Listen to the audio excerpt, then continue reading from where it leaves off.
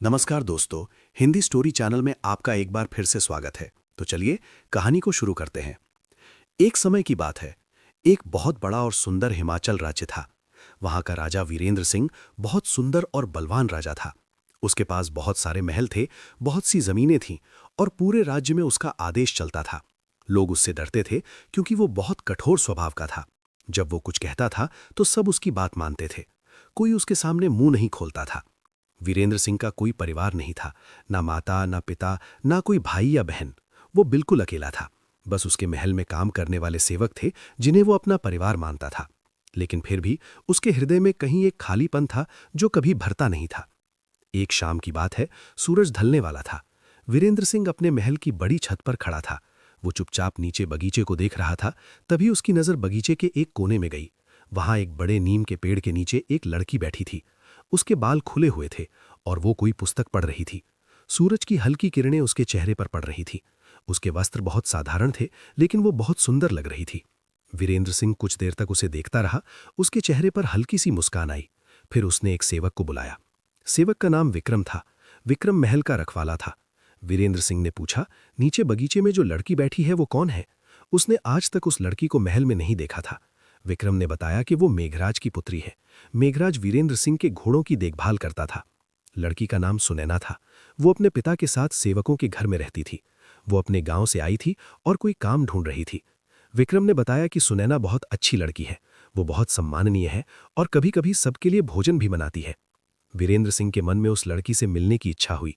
उसने विक्रम से कहा कि उस लड़की को उसके कक्ष में भेजो। विक्रम ने कहा, जैसा आदेश। वीरेंद्र सिंह अपने कक्ष में जाकर प्रतीक्षा करने लगा। कक्ष बहुत बड़ा और राजसी था। दीवारों पर सुंदर कपड़े लटके हुए थे। फर्श पर मुलायम कालीन बिछे थे। कमरे में हल्की सुगंध फैली हुई थी। कुछ देर बाद द्वार पर दस्तक हुई। वीरेंद्र सिंह ने कहा, अंदर आओ। लेकिन अंदर वो लड़की नहीं आई, बल्कि विक्रम आया। वो घबराया हुआ लग रहा था। वीरेंद्र सिंह ने क्रोध से पूछा, वो लड़की कहाँ है? मैंने तो लड़की को बुलाया था, तुम्हें नहीं। विक्रम ने डरते हुए कहा, वो लड़की आने से मना कर रही है। उसने कहा कि वो किसी अपरिचित पुरुष के कक्ष में नहीं जाएगी। उसने कहा कि वो यहाँ सेविका नहीं है, उसके पिता हैं। अगर कोई बात है तो उनसे कहिए। वीरेंद्र सिंह को बहुत क्रोध आया।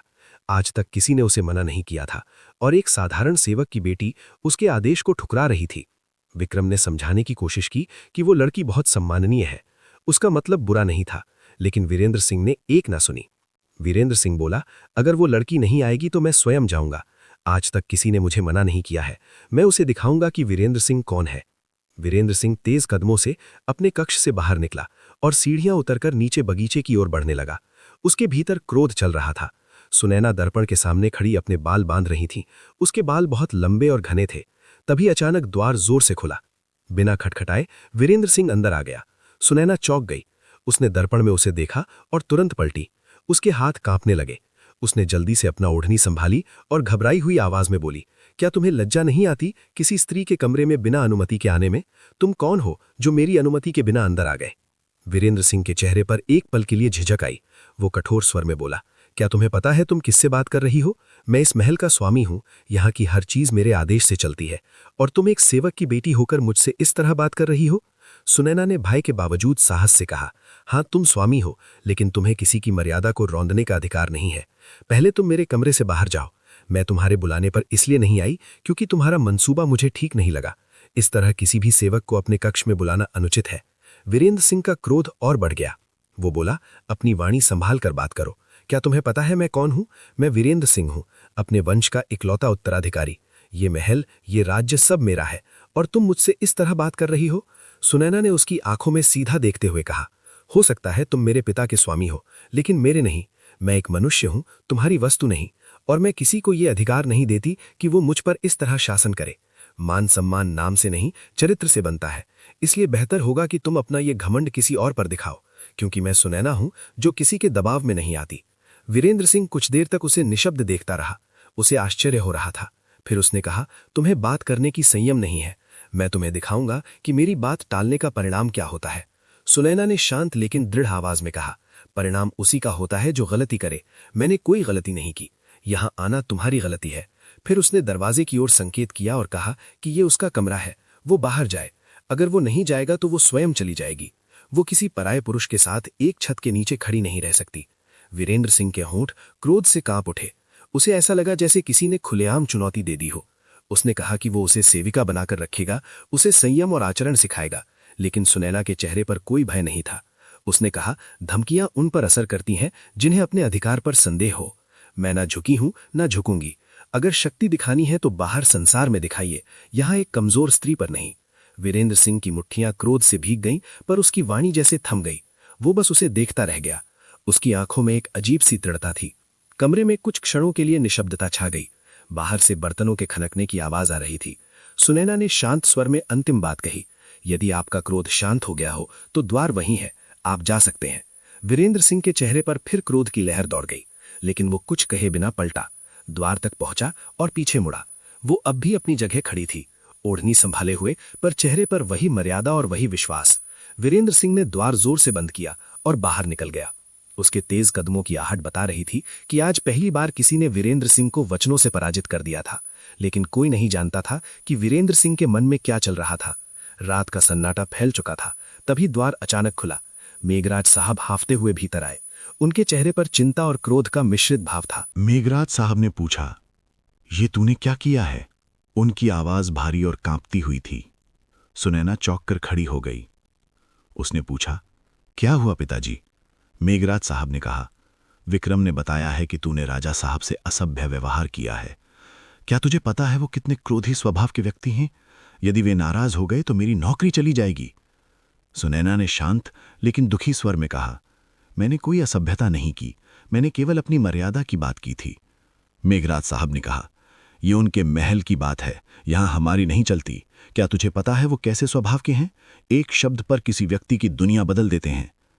सुनैना ने धीरे से कहा, रोजी देने वाला काम भगवान का है, यदि उन्होंने निकाल दिया तो कहीं और काम मिल जाएगा। मेघराज साहब ने लाचारी से सिर हिलाया और बोले, तुझे संसार का अनुभव नहीं है। भगवान की सत्ता पर भरोसा है, पर मनुष्यों के अत्याचारों से डर लगता है। वे लोग शक्तिशाली हैं, अगर उन्होंने रुष्टता रख ली तो उसे कहीं भी काम नहीं मिलेगा। वीरेंद्र सिंह की बात सिर्फ इस महल तक सीमित नहीं रहती, वो पूरे राज्य में फैल जाती है। सुनैना ने दृष्टि नीचे कर ली। उसने कहा, मैं क्या करती? वो मेरे कमरे में बिना अनुमति आ गए थे। मैं उनसे कह रही थी कि वे जाएं, पर वे सुन ही नहीं रहे थे। मैं घबरा गई, इसलिए जरा ऊंची आवाज में बोल गई। मेघराज साहब ने निराशा से सिर थाम लिया। उन्होंने कहा, तुझे क्या आवश्यकता थी आवाज ऊंची करने की? तुझे चुपचाप कमरे से निकल जाना चाहिए था। क्या तुझे अंदाजा भी है कि तूने किसे चुनौती दी है? सुनैना ने थके हुए स्वर में कहा, यह मर्यादा का प्रश्न था। अगर मैं वहां से निकल जाती तो अपनी ही नजरों में गिर जाती। मेघराज साहब ने मेज पर हाथ मारा। उन्होंने कहा, तूने व्यर्थ ही मृत्यु को बुलावा दिया है। वे लोग किसी का इनकार सहन नहीं करते। तेरी ये जिद हमें सड़क पर ला देगी। तभी द्वार पर खटखटाहट हुई। विक्रम भीतर आया। उसकी सांस तेज चल रही थी, चेहरे पर घबराहट थी। विक्रम ने कहा, राजा साहब ने मेघराज साहब को तुरंत अपने कक्ष में बुलाया है। कहते हैं अभी के अभी आए। मेघराज साहब के चेहरे का रंग उड़ गया। उन्होंने धीरे से कहा, ठीक है, मैं जा रहा हूं। विक्रम ने सिर झुकाकर अनुमति ली और चला गया। द्वार बंद हुआ तो मेघराज साहब ने थके हुए भाव से अपनी बेटी की ओर देखा। उन्होंने कहा, यही तो मैं कह रहा था, अब पता नहीं वे मेरे साथ क्या करने वाले हैं। सुनैना व्याकुल होकर बोली, मैंने कुछ गलत नहीं किया, आप चिंता न करें। यदि आवश्यकता पड़ी तो मैं सब कुछ समझा दूंगी। मेघराज साहब ने कठोर स्वर में कहा, नहीं, तो कुछ नहीं बोलेगी, मैं स्वयं बात करूंगा। तू बस कमरे से बाहर नहीं निकलेगी। यदि उन्होंने कुछ पूछा तो मैं उत्तर दूंगा। तेरे मुंह से निकला एक शब्द मेरी बरसों की मेहनत मिटा देगा। सुनैना निशब्द खड़ी रही, दृष्टि भूमि पर टिकाए हुए। मेघराज साहब ने गहरी सांस ली और बोले, बेटी तू अच्छी है, पर यह संसार अच्छा नहीं है। यहां सत्य बोलने वाले सदैव हानि में रहते हैं। उन्होंने द्वार की ओर कदम बढ़ाए। जाते जाते रुककर बोले, यदि मैं देर तक न आऊं तो विक्रम से पूछ लेना कि मुझे कहां बुलाया गया है। द्वार बंद हुआ। सुनैना की आंखों से आंसू चुपचाप बह निकले। दूसरी ओर वीरेंद्र सिंह के कक्ष में रात की हल्की रोशनी फैली हुई थी।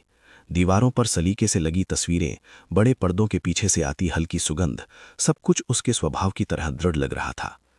द्वार पर हल्की सी दस्तक हुई। वीरेंद्र सिंह ने बिना नजर उठाए कहा, आओ। द्वार धीरे से खुला। मेघराज साहब झुके हुए हाथ जोड़कर भीतर आए। उन्होंने धीरे से प्रणाम किया।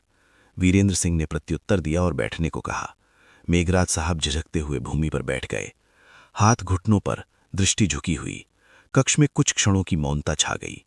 फिर वीरेंद्र सिंह ने गहरी सांस ली और कठोर स्वर में कहा कि मेघराज की ये कैसे हिम्मत हुई कि उनकी अनुमति के बिना अपनी बेटी को यहां ले आए, और ऊपर से वो उनसे दुर्व्यवहार कर रही है।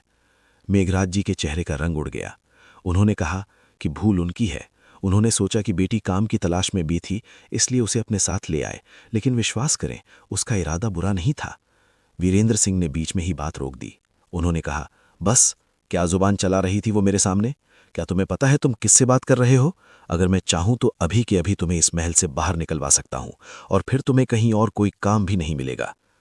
मेघराज जी घबरा गए और उनके पैर पकड़ लिए। उन्होंने कहा, क्षमा कर दीजिए, ऐसी गलती दोबारा नहीं होगी। मैं स्वयं उसे समझा दूंगा। यदि आप कहें तो अभी उसे यहां से वापस भेज देता हूं, वो फिर आपके सामने नहीं आएगी। वीरेंद्र सिंह ने कुछ पल तक उन्हें यूं ही झुके रहने दिया, फिर ठंडे स्वर में बोले, उठो, ये हरकतें मुझे पसंद नहीं हैं। मेघराज जी कांपते हुए सीधे खड़े हो गए। वीरेंद्र सिंह ने पूछा, लड़की ने पढ़ाई कहाँ तक की है? मेघराज जी ने बताया, उसने बहुत मेहनत से पढ़ाई की है, बड़ी कठिनाई से। मैंने अपनी पूरी जमा पूंजी उसकी शिक्षा में लगा दी। चाहता था कि वो अपने पैरों पर खड़ी हो जाए। अब बस यही प्रार्थना है कि उसे जल्दी कोई काम मिल जाए। वीरेंद्र सिंह कुछ देर चुप रहे, जैसे किसी सोच में डूब गए हों। फिर बोले, ठीक है, कल उसे मेरे कार्यस्थल पर भेज देना। मैं देखूंगा कि वो वहां क्या कर सकती है। मेघराज जी ने आश्चर्य से सिर उठाया। वीरेंद्र सिंह ने सिर हिलाया और बोले, हाँ, लेकिन ध्यान रहे, उसे समझा देना, वहां ऐसा व्यवहार नहीं चलेगा। जिस स्थान पर उसका नाम जुड़ने वाला है, वहां अनुशासन से बाहर जाने की कोई गुंजाइश नहीं है। मेघराज जी ने कहा, मैं उसे समझा दूंगा, वो दोबारा ऐसी गलती नहीं करेगी। वीरेंद्र सिंह बोले, अच्छा है, अब जाओ। और मेघराज, इसे अपने लिए आखिरी अवसर समझना। तुम्हारी बेटी का आचरण अब तुम्हारी जिम्मेदारी है। अगर दोबारा उसने मेरे सामने जुबान चलाई तो न केवल वो, बल्कि तुम दोनों ही सड़क पर होगे। मेघराज जी ने हाथ जोड़ते हुए कहा, भगवान आपको सुखी रखें। फिर शिकायत का अवसर नहीं मिलेगा। फिर वे विनम्रता से झुककर धीरे धीरे पीछे हटते हुए दरवाजे की ओर बढ़ गए। दरवाजा बंद होने के बाद वीरेंद्र सिंह कुछ देर मौन खड़े रहे। सुनैना शीशे के सामने खड़ी थी, बाल बंधे हुए, साधारण दुपट्टा ओढ़े, लेकिन चेहरे पर गुस्से की कठोरता साफ झलक रही थी। उसने कहा कि उसे ये समझ नहीं आता कि उन्होंने ऐसा क्यों किया। वो पलटी तो उसके स्वर में भरा हुआ रोष साफ महसूस हुआ। किसने कहा था आपसे कि उस आदमी से मेरे लिए काम मांगे? मैं उसके साथ एक पल भी नहीं रह सकी। उसकी शक्ल तक मुझे अच्छी नहीं लगती। मेघराज जी ने उसे शांत करते हुए कहा, बेकी, तुझे हालात की समझ नहीं है। दुनिया उतनी आसान नहीं होती जितनी दिखती है। सुनैना ने तीखी हंसी हंसते हुए कहा, अगर रोजी रोटी ऐसे लोगों के आगे सिर झुकाने से मिलती है तो ऐसी रोजी मुझे नहीं चाहिए। मैं जानती हूं वो किस तरह बोलता है। उसके चेहरे से घमंड झलकता है। मैं वहां जाकर क्या करूंगी? हर दिन उसके आदेश सुनती रहूं? मेघराज जी ने गहरी सांस ली। उन्होंने कहा, सुनैना, वो बुरा इंसान नहीं है, बस स्वभाव से कठोर है। असल में दिल का अच्छा है, हर व्यक्ति की चिंता करता है। उसके पास अपने रिश्ते नहीं है, इसलिए वो इतना सख्त है। वरना वो हर किसी के साथ दयालु व्यवहार करता है, माने या ना माने। वे बोले, यहां मुझे 10 साल हो गए काम करते हुए, लेकिन कभी ऐसा दिन नहीं आया जब मुझे अपनी नौकरी की चिंता हुई हो। जब भी पैसों की जरूरत पड़ी, उसी ने मदद की। हर नौकर को वो अपना परिवार समझता है। कभी किसी के साथ बुरा नहीं किया। हाँ, गुस्से का तेज जरूर है पाव वो, पर किसी गरीब के साथ कभी अन्याय नहीं किया। सुनैना कुछ पल तक मौन रही, फिर कठोर स्वर में बोली, चाहे बुरा ना भी हो, लेकिन वो घमंड में अंधा है। उसकी निगाहों में देखना भी मुझे असहज करता है। मैं वहां नहीं जाऊंगी, ये मेरा अंतिम निर्णय है। मेघराज जी कुर्सी पर बैठ गए और माथे पर हाथ रख लिया। उन्होंने धीरे से कहा, बेटी, मैं यहां 10 साल से काम कर रहा हूं। जब भी मेरे ऊपर कठिन समय आया, वीरेंद्र सिंह ही ने सहारा दिया। जब तू बीमार थी और दवा के पैसे नहीं थे, तब भी उन्होंने ही मदद की थी। आज अगर मैं उनकी बात ना मानूं तो ये कृतज्ञता होगी। सुनैना ने नजरें फेर लीं और कहा, मदद का मतलब ये नहीं कि मैं अपनी इज्जत बेच दूं। मैं उनकी आभारी हूं, लेकिन दासी नहीं। मेघलाज जी का स्वर कोमल हुआ, पर आंखों में नमी थी। उन्होंने कहा, मुझे पता है तू ठीक कह रही है, पर दुनिया तेरी सच्चाई नहीं देखती, बस परिणाम देखती है। कल अगर मैं नौकरी से निकाला गया तो हमारे लिए क्या बचेगा? तू कहती है मौसी की घर चली जाएगी, कितने दिन रखेंगी वे? उनके अपने परिवार की जिम्मेदारियां हैं, उनके बेटे हैं। मैं तुझे ऐसे घर में कैसे भेज दूं?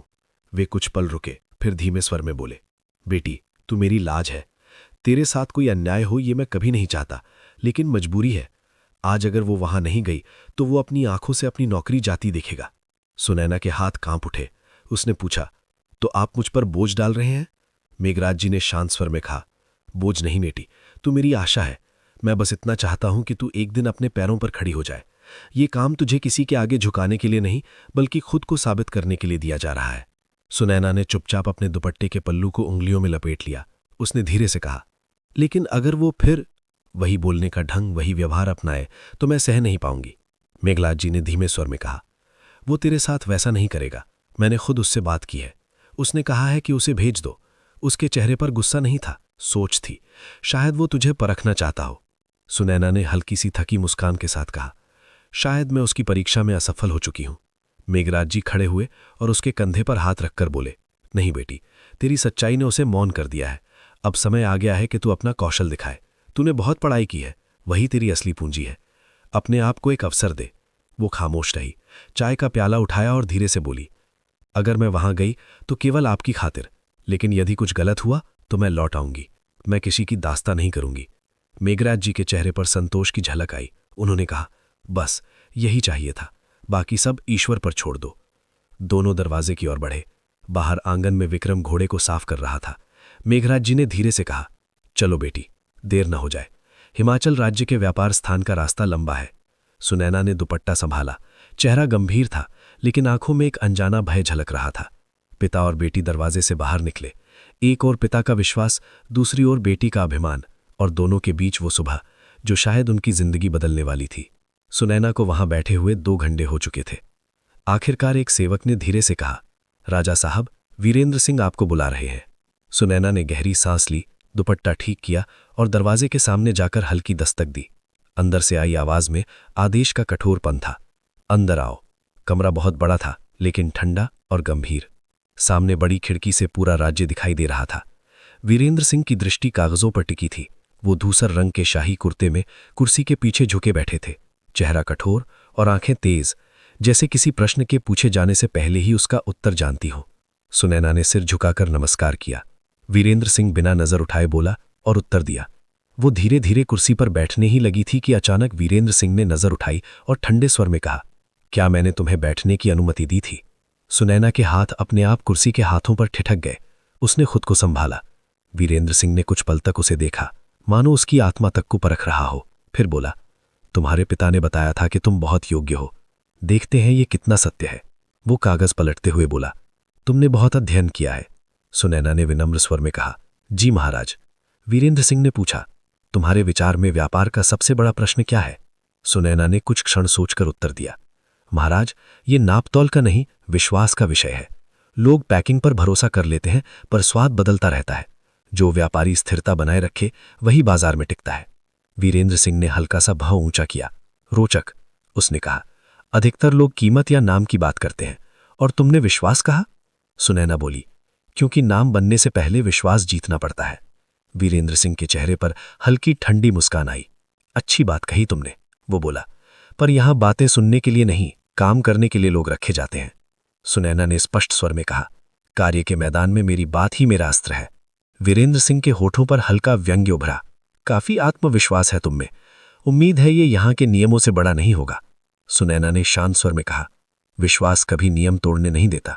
वीरेंद्र सिंह एक पल तक उसे घूरता रहा, फिर कागज बंद करके कुर्सी के हत्थे पर हाथ रखा। वो बोला, तुम्हारी वेतन 300 चांदी के सिक्कों से शुरू होगी। सुनैना ने कहा, मैं सहमत हूं।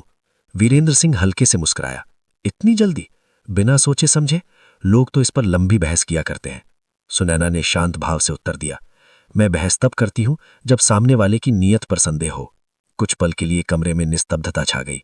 फिर वीरेंद्र सिंह ने धीरे से कागज उसकी ओर बढ़ाते हुए कहा, तुम कल से आरंभ कर सकती हो। सुनैना ने नजर उठाई और दृढ़ स्वर में कहा, जैसी आपकी आज्ञा। मुझे अपने आप पर विश्वास है कि मैं गलती नहीं करूंगी। वीरेंद्र सिंह ने ठंडे स्वर में कहा, इसे शिष्टाचार नहीं आता क्या? नमस्कार करना भूल गई है क्या? उसका नमस्कार ना करना उसे भीतर तक चुभ गया था। सुनैना ने नजरें उठाईं। चेहरे पर भय का नामो निशान नहीं था। वो दृढ़ स्वर में बोली, नमस्कार उन लोगों को किया जाता है जिनसे संबंध हो। मैं परायों से कोई संबंध नहीं रखना चाहती, और ना ही नमस्कार करना आवश्यक समझती हूं। वीरेंद्र सिंह उसे यूं ही जाने दे, यह संभव ही नहीं था। मेघराज जी घबरा गए। उन्होंने कहा, सुनैना, ये कैसी बातें कर रही हो? नमस्कार करो बेटी। वो अपनी बेटी के स्वभाव से भली भांति परिचित थे। सामने वाला कोई सामान्य व्यक्ति नहीं था, इसलिए वो उसे अपने वश में रखना चाहता था। वो लड़की जो उसके सामने अपना संयम खो देती थी और जो मन में आता था बेहिचक कह देती थी। सुनैना अपनी जगह अडिग खड़ी रही। उसने दृढ़ स्वर में कहा, मैंने कह दिया ना, नहीं करूंगी नमस्कार। मेरे ईश्वर ने मुझे परायों को नमस्कार करने का आदेश नहीं दिया, तो आप भी उस पर जोर मत डालिए। वो भीतर जाने को मुड़ी ही थी कि वीरेंद्र सिंह के चेहरे पर कठोरता उतर आई। वो गरजे, मेघराज, अगर ये लड़की अंदर गई ना, तो कल सुबह से तुम इस महल के बाहर खड़े नजर आओगे। वीरेंद्र सिंह को वो लड़की किसी अनजाने कारण शहर बार भीतर तक झकझोर देती थी। जब से वो आई थी, मेघराज वो पहला नौकर बन गया था जिसे बार बार उसी की वजह से अपमान सहना पड़ रहा था। मेघराज जी का चेहरा पीला पड़ गया। उन्होंने तुरंत सुनैना का हाथ पकड़ लिया। आंखों में विनती झलक रही थी। उन्होंने कहा, बेटी, एक बार उनकी बात मान ले। उन्हें अपनी नौकरी और अपने स्वामी दोनों अत्यंत प्रिय थे। सुनैना ने एक पल अपने पिता की ओर देखा, फिर धीरे से सिर झुका लिया। वो ठहर गई, पर अपनी भीची मुट्ठियां ढीली नहीं की। वीरेंद्र सिंह ने आगे बढ़ते हुए कहा, अब तुम जाओ मेघराज, मुझे इस लड़की से अकेले में बात करनी है। मेघराज जी ने झुककर कहा, जैसा आप कहें, और धीरे से भीतर चले गए। वीरेंद्र सिंह के स्वभाव और उसकी नीयत से वे भली भांति परिचित थे, फिर भी बेटी के मामले में उस पर भरोसा कर गए। अब कमरे में केवल सुनैना और वीरेंद्र सिंह आमने सामने थे। खामोशी भारी थी, जैसे दीवारों ने भी सुनने के लिए कान उगा लिए हों। वीरेंद्र सिंह बोला, बहुत घमंड है ना तुझमें? याद रखना, एक दिन तेरी ये अकड़ मैं तोड़ दूंगा। तू अभी मुझे जानती नहीं है।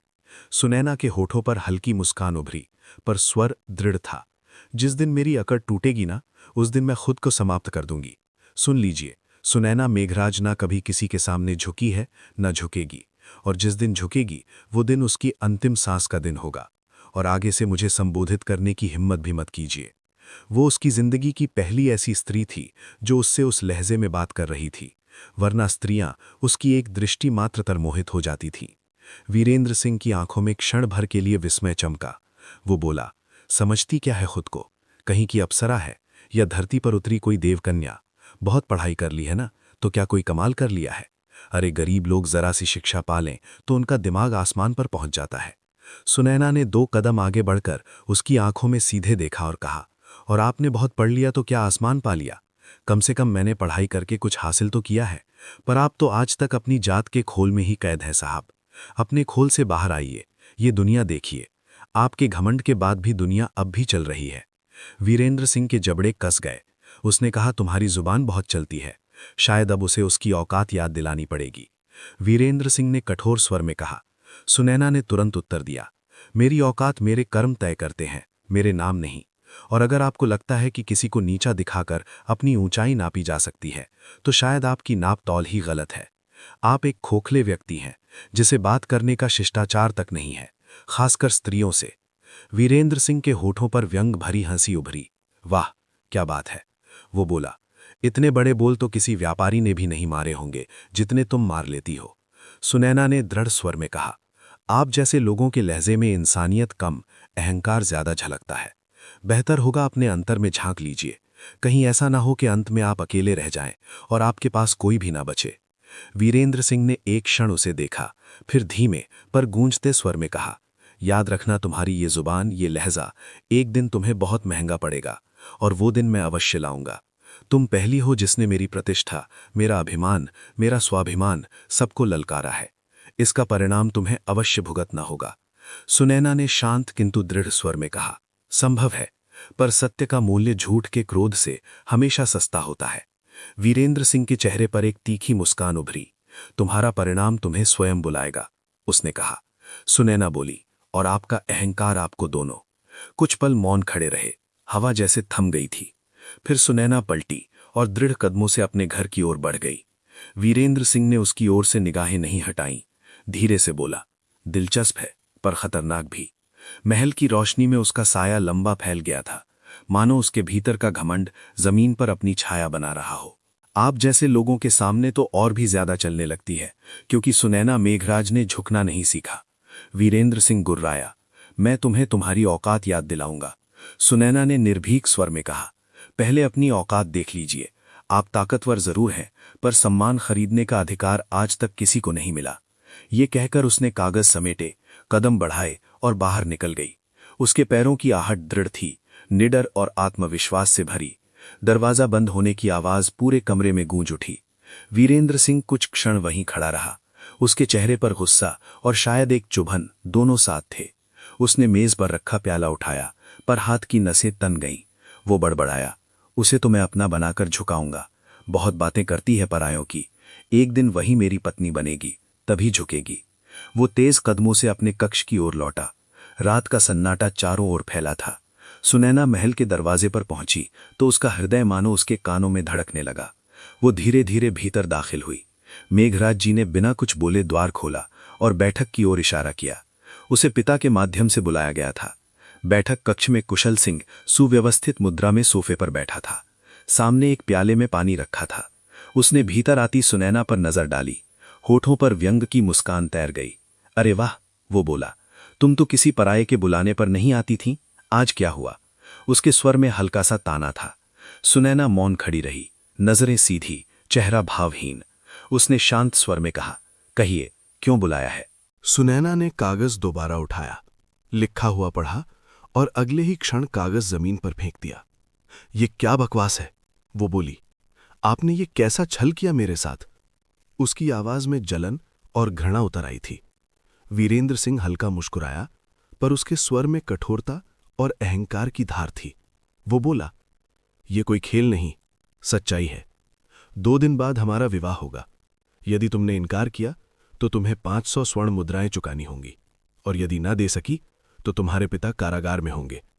सुनैना लगभग चीख पड़ी। आप ये सब कैसे कर सकते हैं? वीरेंद्र सिंह शांत भाव से बोला, कानूनन सब ठीक है, तुमने स्वयं हस्ताक्षर किए हैं। सुनैना की आंखों से आंसू बह निकले। उसने कांपते स्वर में कहा, मैं मर जाना पसंद करूंगी, पर आप जैसे व्यक्ति से विवाह नहीं करूंगी। वीरेंद्र सिंह थोड़ा आगे झुका। उसकी दृष्टि में कठोरता थी। वो बोला, मेरा अपराध क्या है? तुम्हें मुझसे इतनी नफरत क्यों है? तुम्हारे भीतर ये जिद आखिर किस बात की है? सुनैना के स्वर में कटुता थी। क्योंकि आप अहंकार में अंधे हैं। आप सोचते हैं कि हर व्यक्ति खरीदा जा सकता है। वीरेंद्र सिंह के होठों पर तीखी मुस्कान आई। ये अहंकार नहीं, यथार्थ का ज्ञान है। तुम्हारा पिता मेरे यहां काम करता है। एक शिकायत में सब कुछ समाप्त हो जाएगा। सोच लो, पंडित जी रास्ते में है। सुनैना मौन हो गई। उसके हाथ कांपने लगे। आंसुओं की लकीरें पोंछते हुए वो मुश्किल से बोली, ठीक है, यदि यही आपकी इच्छा है तो कर लीजिए विवाह। लेकिन याद रखिएगा, आज आपने बहुत अन्याय किया है। एक दिन आप पछताएंगे। वीरेंद्र सिंह बोला, मैं कभी पछतावा नहीं करता। उसने झुककर जमीन पर गिरा कागज उठाया, मुड़ी हुई शीट को सीधा किया और धीमे स्वर में कहा, मनुष्य की किस्मत कभी कागज पर नहीं लिखी जाती, वो तो स्वयं भूल रहा है। बैठक कक्ष में उसकी सिसकियां गूंज उठीं। कुछ देर बाद पंडित जी, मेघराज जी और गवाह आ पहुंचे। मेघराज जी ने बहुत रोकने की कोशिश की, पर एक गरीब पिता हमेशा की तरह अपनी बेटी के आगे बेबस हो गया। विवाह संपन्न हुआ। सुनैना अनिच्छा से भी उसकी पत्नी बन गई। विवाह के बाद उसे वीरेंद्र सिंह के कक्ष में भेज दिया गया। कमरा मंद प्रकाश में डूबा था। वो पलंग के किनारे बैठी थी, चेहरा पीला, आंखें लाल और दुपट्टे का किनारा उंगलियों में मरोड़ रही थी। विवाह सादगी से हुआ था, पर उसके हृदय में गहरी चोट थी। मेघराज जी की आंखों से बहते आंसू अब भी उसकी स्मृति में गूंज रहे थे। वो क्षण जब उन्होंने वीरेंद्र सिंह के सामने हाथ जोड़े थे, वो दृश्य उसकी आत्मा पर एक दाग बन गया था। कुछ पल बाद दरवाजा धीरे से खुला। वीरेंद्र सिंह अंदर आया। हमेशा की तरह उसके कदम आत्मविश्वास भरे थे, पर आज उनमें एक अजनबी सा सन्नाटा था। उसने दरवाजा बंद किया और कुछ देर यूं ही खड़ा रहा, मानो अपनी जीत का स्वाद ले रहा हो। फिर धीमे स्वर में बोला, तो कैसा लग रहा है अपने पति के साथ एक ही छत के नीचे खड़े होना? उसके होठों पर व्यंग था, पर आंखों में थकान छिपी थी। सुनैना सिर झुकाए बैठी रही। कुछ क्षण बाद बोली, आपने ये सब क्यों किया? मैं आपके लिए एक अजनबी थी, हूं भी, तो फिर क्यों? सिर्फ इसलिए कि मैंने आपकी बात नहीं मानी, या इसलिए कि मैंने हर बार आपको उत्तर दिया? वीरेंद्र सिंह आगे बढ़ा और बोला, नहीं, इसलिए कि तुम्हारी वो समझ, वो आत्मसम्मान जो तुम्हारी जुबान से टपकता था, उसे तोड़ना जरूरी था। तुम हर समय परायेपन का गीत गाती थी ना, आज वही पराया तुम्हारा पति है। अब देखता हूं तुम्हारा अभिमान कहा जाता है। वो पलंग के पास आया, रुककर उसके दुपट्टे के छोर पर हाथ रखा। धीरे से कहा, आज तुम्हारी सारी जिद समाप्त कर दूंगा, तुम्हारी आंखें झुका दूंगा। सुनैना चौंकी, लेकिन दुपट्टा खींचने की बजाय शांत स्वर में बोली, यदि आज आपने मेरे अस्तित्व को छूने की कोशिश की तो याद रखिए, सुबह इस कमरे से मेरी मृत्यु की डोली निकलेगी।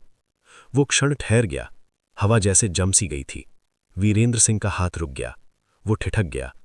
उसकी बात ने भीतर तक झंझोड़ दिया था। सुनैना की आंखों से आंसू बहने लगे। वो बोली, मैंने अपनी जिंदगी अपने सिद्धांतों पर जी है, कभी किसी के आगे सिर नहीं झुकाया और आज भी नहीं झुकाऊंगी, सिवाय उस सत्य के जिसने मुझे जन्म दिया। यदि आज आपने मेरी आत्मा को रौंदने की कोशिश की तो जान लीजिए मैं मर जाऊंगी, पर आपके सामने नहीं झुकूंगी। वीरेंद्र सिंह कुछ पल मौन खड़ा रहा। उसके चेहरे पर अनेक भाव गुजरे, क्रोध, उलझन और फिर एक गहरी निस्तब्धता। उसकी आंखों से कठोरता गायब थी। उसने गहरी सांस ली, हाथ पीछे खींच लिया और बोला, तुम सोचती हो मैं इतना निर्दयी हूं? नहीं, शायद मैं बस थक गया हूं। सुनैना मौन रही। उसकी आंखों से आंसू टपक कर गालों पर चमक उठे। वीरेंद्र सिंह ने नजरें फेर ली, 2 कदम पीछे हटा और कहा, तुम जीत गई, जैसे हमेशा जीती हो। वो मुड़ा, दरवाजे तक गया, फिर ठिठका और बोला, जानती हो तुम्हारे अना में भी एक अजीब सी शक्ति है। शायद इसी कारण तुमसे नफरत नहीं कर सका, बस समझ नहीं पाया। ये कहकर वो दरवाजा खोलकर बाहर निकल गया। जीत कर भी हार चुका व्यक्ति। कमरे में कुछ क्षणों के लिए पूर्ण निस्तब्धता फैल गई। मोमबत्ती की लौ सुनैना के चेहरे पर पड़ी। आंसू मोतियों से चमक रहे थे। उसने दुपट्टे के छोर से आंसू पोंछे, फिर सिर उठाकर आकाश की ओर देखा, मानो ऊपर किसी से प्रश्न कर रही हो। क्या यही न्याय है? उसने सिर उठाकर आकाश की ओर देखा और धीमे स्वर में कहा, हे प्रभु, यदि यही धैर्य की परीक्षा है तो मुझे सदैव दृढ़ बनाए रखना। बाहर ठंडी हवा तेज हो चली थी, जैसे स्वयं आकाश भी उस रात की निर्दयता में उसके साथ रो रहा हो। समय तीव्रता से बीत रहा था। 2 दिन बाद कमरे में एक अजीब सा तनाव पसरा हुआ था। पर्दे हवा से हल्के हल्के हिल रहे थे, पर भीतर की हवा जैसे जम गई थी, मानो वहां सांस लेना भी कठिन हो गया हो। सुनैना बालकनी में खड़ी थी, कोहनी रेलिंग पर टिकाए नीचे बाग में खिले फूलों को देख रही थी, या शायद अपने बिखरे हुए सपनों को। 2 दिन बीत चुके थे, पर उसके हृदय की पीड़ा अब भी ताजा थी। कुछ क्षणों बाद दरवाजा एक झटके से खुला। वीरेंद्र सिंह भीतर आया। हमेशा की तरह उसके कदम भारी और दृढ़ थे। वो सीधे बालकनी की ओर बढ़ा और कठोर स्वर में बोला, यहां क्या कर रही हो? सुनैना धीरे से मुड़ी। उसकी आंखों में नींद का नामो निशान नहीं था। वो बोली, अपनी बर्बादी का तमाशा देख रही हूं। यहीं से तुमने मुझे देखा था, जब मैं दाहिनी ओर बैठकर किताब पढ़ रही थी। अब देखो, तुम्हारी नजर ने एक लड़की को किस अंजाम तक पहुंचा दिया। वीरेंद्र सिंह का जबड़ा तन गया। वो बोला, तुम्हें हर बात में जहर घोलना अच्छा लगता है क्या? मैंने तो बस पूछा था, यहां क्या कर रही हो? इसमें कौन सा अपराध है? सुनैना ने तिरस्कार भरी मुस्कान से कहा, अपराध बता ही दिया। अपनी बर्बादी का तमाशा देख रही हूं। और हां, मेरे सामने इतने मासूम मत बनो। तुम्हारे छल और तुम्हारी साजिशों को मैं जानती हूं। जो तुमने किया है उसके लिए मैं तुम्हें कभी क्षमा नहीं करूंगी। वीरेंद्र सिंह आगे बढ़ा और बोला, मैंने तेरे कहने पर तेरे पास नहीं आया, तेरी मर्यादा की रक्षा की। तेरी अकड़ नहीं तोड़ी, फिर भी तेरा ये व्यवहार, इतना घमंड किस बात का है? क्या समझती है तू खुद को? मेरे सामने तू कुछ भी नहीं है। सुनैना तड़प कर बोली, एक बात हमेशा याद रखो वीरेंद्र सिंह, चींटियों का झुंड अगर हाथी की सूंड में घुस जाए तो वही हाथी को धराशायी कर देता है। इसलिए मुझसे दूर रहना बेहतर है, वरना तुम्हारा ये घमंड और अकड़ सब मिट्टी चाटेगी। वीरेंद्र सिंह का चेहरा क्रोध से लाल पड़ गया। वो तेजी से आगे बढ़ा और उसका बाजू पकड़ लिया। वो गुर्राया, तुम मुझे क्रोधित क्यों करती हो? हर बार ऐसी चुभती बातें क्यों कहती हो? आखिर मेरा अपराध क्या है? सुनैना ने झटके से अपना हाथ छुड़ाया और बोली, हां, अपराध क्या है तुम्हारा? एक ऐसी लड़की की जिंदगी बर्बाद करना जिसने तुम्हारे लिए कभी बुरा तक नहीं सोचा। एक ऐसा रिश्ता थोपना जिसमें सम्मान नहीं, केवल तुम्हारा अहंकार है।